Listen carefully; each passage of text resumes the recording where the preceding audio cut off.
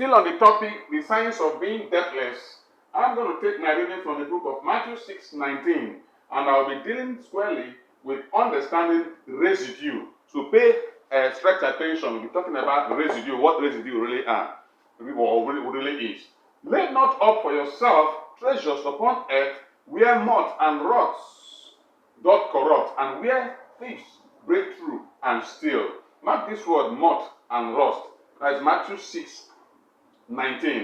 So I'll be talking about time and space, but for that is what this actually represents, moth and rust. Time and age, how time and age make use of things. I'll be talking about that, and that you should make use of things contrary to the manner time and age make use of things. And that sums it up. That's the secret about being deathless. If you can make use of things, if you can go contrary to time and age, you become timeless and you become ageless. So, squarely I'll be dealing with residue. What is residue? Residue is what remains when a thing is used. That's residue. So, what remains when a thing is used? That's residue. So, what is that remains when a particular thing is being used? And the way time and age make use of things, and the residue they leave marks the study on the science of being deathless. If you can have a different residue from the way time makes use of things and have residue, you become deathless. And you see, Christ wasn't singing song of mythology. When he said that, lay not up for yourself treasures upon earth, where moth and rust corrupt. That is, where moth and rust use. So if you have houses on earth, you have wealth, and even if you don't make use of them, time and age are still going to make use of them. And that is why Christ is telling us, don't lay up treasure for yourself in a place where time and age make use of them. Don't make use of things according to time and age. That's what Jesus is saying. And he proved it himself. The manner he himself made use of things, and he achieved deathlessness. He resurrected. Now, we'll be dealing also with rich and poor. We're talking about rich things and poor things, what they really are. Understanding residue. So let me give us an example. Let me use this diagram for example. Let me represent this thing for rich things. That's it. And let me draw another diagram here. For example, also representing it for poor things. You know, we normally have choice of rich things, but today we will learn what rich things and what poor things actually are. So everything, both riches and poor things, everything has in this way. They have inner and outer surface. In the inner surface, they have things in the inner surface, and they have things in the outer surface. These are the things we'll be looking at. A rich thing has in the inner surface, weakness. While in the outer surface, it has strength. Now, contrary to how poor things are, a poor thing has in the outer surface strength. And in the inner surface, a poor thing has strength, not outer. I'm sorry.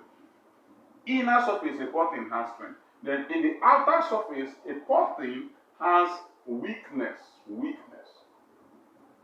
According to what I just defined as residue is something that remains when a thing is used. When a thing is used, what remains is residue. Many people think that residue doesn't mean anything. Residue should be thrown out. Residue should be cast into waste bin. Like in the world today, the world is filled with residues, filled with waste bins, filled with dirt everywhere, because they make use of rich things and have residue as have poor things as residue. So they put those waste out. But residue is truly what you have when you have made use of things. So what you really have is not the things you have to make use of. What you really have is what is residue, what remains, what the residue of a thing that you've made use of. That's what it is. And if you have a residue of weakness, you have death. If you have a residue of strength, you have deathlessness. That is, you have life. So, rich things in the surface, they have strength.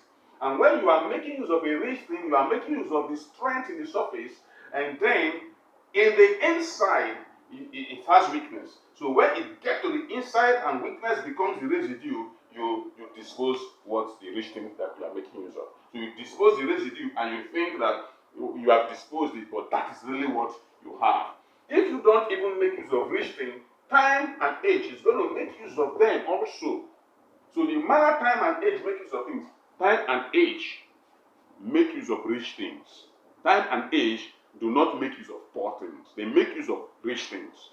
And if you are making use of things according to time and space and age, then you are timely and you are aging. So you are dying. You are dying. But if you make use of things contrary to how time and age make use of things, then you are timeless and you are ageless. And then you are living. Good. I hope you understand. So poor things are not really poor things, but this is what they are. They are inverse of what rich things are. Rich things have strength in the surface, weakness in the inside. Poor things have weakness in the surface, strength in the inside. So they are just inverted. And I must teach us in the next part what really are weak things and how to make use of weak things. As much as strength are important, weakness is also important as much as strength is important. Now let me tell us something.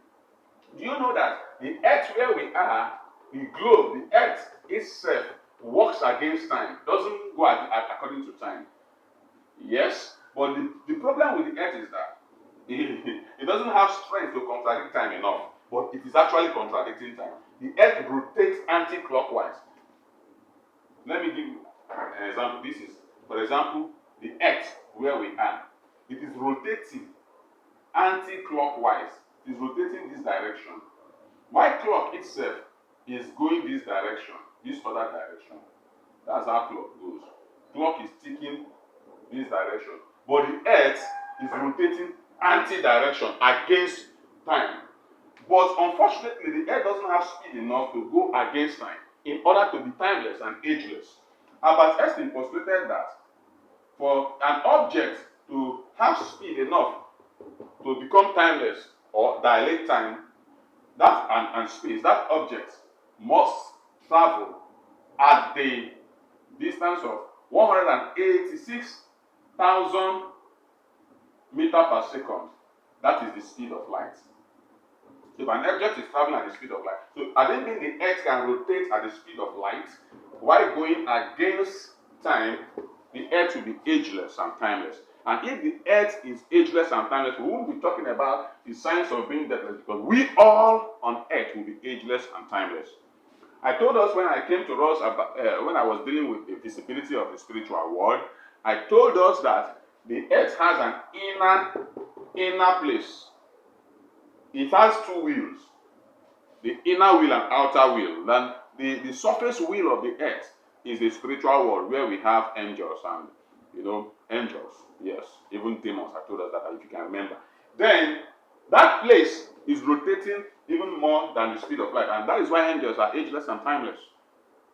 We ourselves, we have to work out. The Bible says, "Work out your salvation with trembling and fear." We have to work out our being deathless by understanding residue. Understanding that residue is actually what we have. What we have is residue.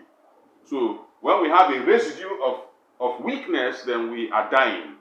But when we have a residue of strength, then we are ageless and living. Next time, I'll be dealing with us about the importance of weakness and how we should value weakness and make use of poor things in order to have residue of strength. May the good Lord help us and guide us and lead us in this wisdom in the mighty name of Jesus Christ. We will really achieve being deathless if it's possible. Jesus wasn't singing song of mythology. Thank you, and God bless.